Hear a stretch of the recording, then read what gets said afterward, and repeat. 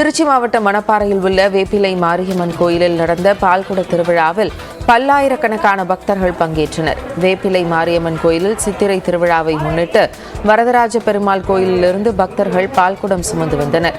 இந்த நிகழ்ச்சியில் பங்கேற்றவர்களுக்கு நீர், மோர், அன்னதானம் வழங்கப்பட்டன.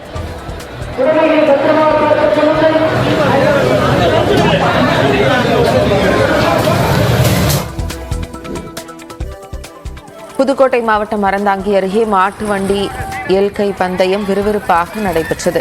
கீழ்குடி காரவையில் ஸ்ரீ வேலடி முருகன் கோயில் திருவிழாவை முன்னிட்டு 2ஆம் ஆண்டு மாட்டு வண்டி எல்கை பந்தயம் நடைபெற்றது. 3 பிரிவுகளாக நடத்தப்பட்ட போட்டியில் பல்வேறு மாவட்டங்களைச் சேர்ந்த 100க்கும் மேற்பட்ட மாட்டு வண்டிகள் பங்கேற்றன. இதில் வெற்றி பெற்ற மாட்டின் உரிமையாளர்களுக்கு மொத்தம் 1 லட்சம் ரூபாய் அளவுக்கு ரொக்க பரிசும் கோப்பைகளும் வழங்கப்பட்டன.